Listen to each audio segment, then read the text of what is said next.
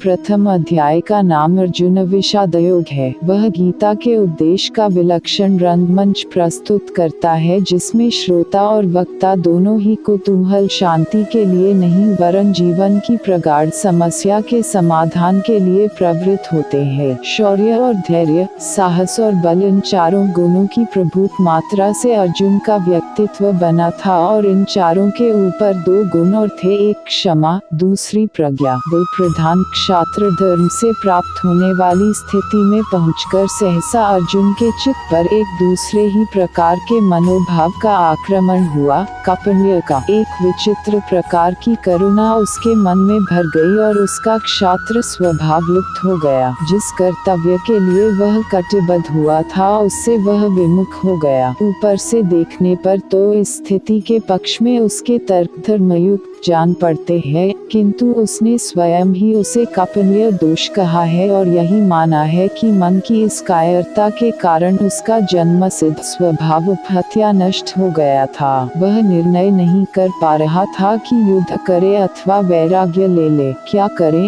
क्या न करे कुछ समझ में नहीं आता था। इस मनोभाव की चरम स्थिति में पहुंचकर उसने धनुष बाण एक को डाल दिया। कृष्ण ने अर्जुन की वह स्थिति देखकर जान लिया कि अर्जुन का शरीर ठीक है, किंतु युद्ध आरंभ होने से पहले ही उस अद्भुत क्षत्रिय का मनोबल टूट चुका है। बिना मन के यह शरीर खड़ा नहीं रह सकता। अतएव कृष्ण के सामने एक गुरु कर्तव्य आ गया। अतः तर्क से, बुद्धि से, ज्ञान से, कर्म की चर्चा से, विश्व के स्वभाव से, उसमें जीवन की स्थिति से, दोनों के नियामक अव्यय पुरुष के परिचय से और उस सर्वोपरि परम सत्तावान ब्रह्म के साक्षात दर्शन से अर्जुन के मन का उद्धार करना, यही उनका लक्ष्य हुआ। इसी तत्व चर्चा का विषय गीता है। पहले अध्याय में सामान्य रीति से भूमिका रूप में अर्जुन ने भगवान से अपनी स्थिति कह दी। प्रथम अध्याय में दोनों सेनाओं का वर्णन किया जाता है। शंख बजाने के पश्चात अर्जुन सेना को देखने के लिए रथ को सेनाओं के मध्य ले जाने के लिए कृष्ण से कहता है।